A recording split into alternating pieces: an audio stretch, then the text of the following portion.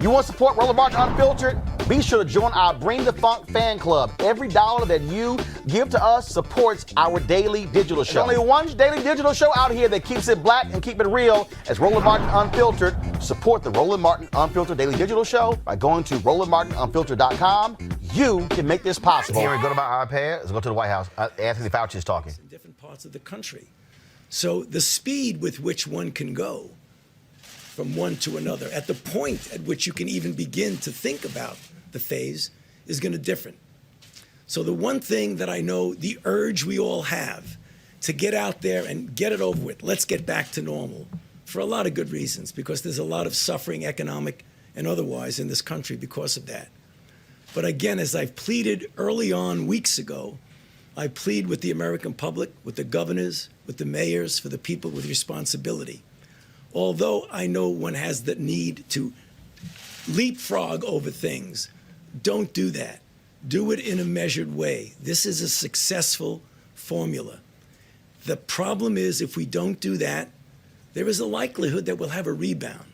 And the one way not to reopen the economy is to have a rebound that we can't take care of. So please, again, let me just close by pleading with the American public in general and those who are responsible leaders to carefully consider how we get back to normal. Thank you. Could you talk a little bit about your expectations for the fall? We heard from Dr. Redfield and Dr. Birx. What do you see for the fall? Is it going to be embers or possibly no return of the virus at all? You know, as I've said before here, when you look at an outbreak, it's two dynamic forces opposing each other. If you leave the virus to its own devices, it will take off if you do nothing to stop it. If you put into place the kinds of things that we talk about, first containment, and then hopefully you never get to mitigation, but containment is important.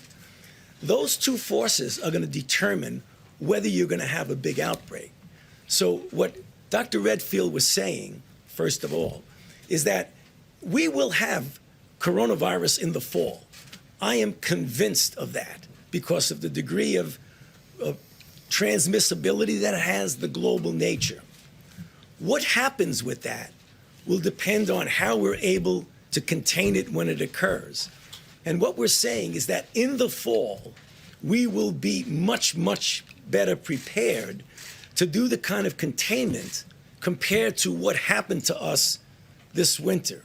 Now, the complicating issue is that unlike the syndromic and influenza-like observances that we have, that you could pick it up by clinically what's happening, it's going to get complicated by an influenza season. And I believe that's what Dr. Redfield was saying, that is going to be complicated. So whether or not it's going to be big or small is going to depend on our response. And that's what I think people sometimes have misunderstanding. Nobody can predict what is going to happen with an outbreak, but you can predict how you're going to respond to it. And that's really very important. So you would caution against people thinking that in the fall there's not going to be coronavirus anymore and we won't have to worry about it. Or if it is, it'll be spotty and it won't be a big problem we have to worry about. There will be coronavirus in the fall. If we do, which we won't, but let's take an imaginary period. We say, okay, coronavirus, forget about it. We're not going to do anything about it. It will take off. That's what viruses do. But that's not what's going to happen. We are going to respond to it to not allow it to do that. Dr. Fauci, what happens when governors like Governor Kemp are not following this careful, measured plan and moving forward even without meeting the gating criteria? Well, you know, if I were advising the governor, I would tell him that he should be careful.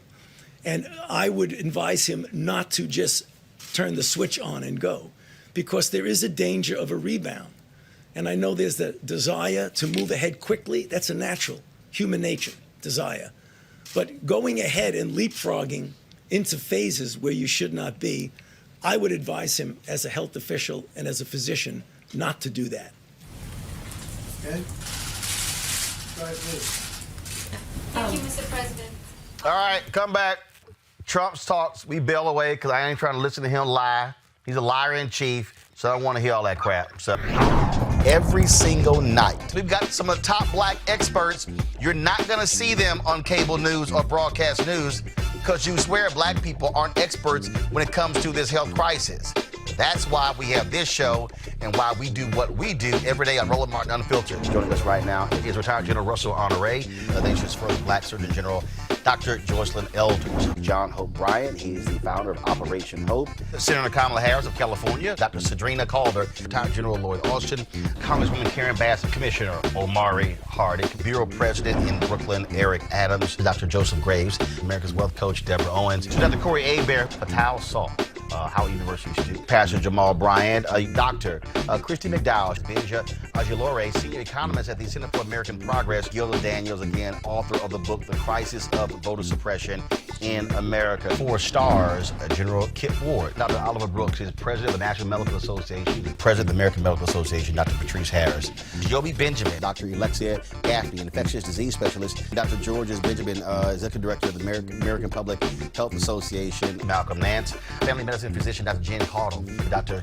TSHAKA Cunningham, a molecular biologist, Kat Stafford. She's a national race and ethnicity reporter for the Associated Press. Dr. Wayne A.I. Frederick, who is the president of Howard University, Congresswoman Yvette Clarke from the state of New York, William Spriggs, AFL-CIO economist, Andrea James, executive director of the National Council for Incarcerated and Formerly Incarcerated Women and Girls. All right, let's go to Capitol Hill. Congressman Gregory Meeks, Congresswoman Eddie British Johnson of Texas, Congresswoman Barbara Lee, Minnesota Senator Amy Klobuchar, mental health clinician Jamie Singletary, Prince George's County State's Attorney Aisha Brayboy, as well as Dylan Hayrie, ACLU Justice Division strategist. Dr. Cindy Duke, she is a virologist.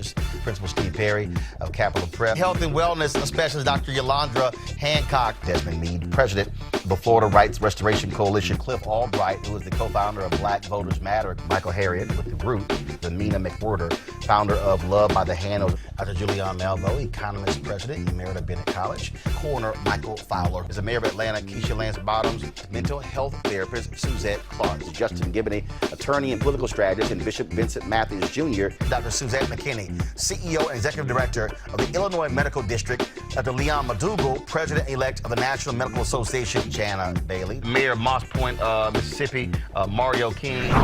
We're going to keep driving this thing to make sure our people are fully aware, safe, protected from coronavirus. You're getting the top medical experts, the top business experts, top political experts, top religious experts, because that's why we do what we do. Unapologetically and unfiltered. Ain't nobody else in the black media space doing what we do. Watch Roland Martin Unfiltered daily at 6 p.m. Eastern on YouTube, Facebook, or Periscope, or go to RolandMartinUnfiltered.com. Support the Roland Martin Unfiltered Daily Digital Show by going to RolandMartinUnfiltered.com. Our goal is to get 20,000 of our fans contributing $50 each for the whole year. You can make this possible. RolandMartinUnfiltered.com.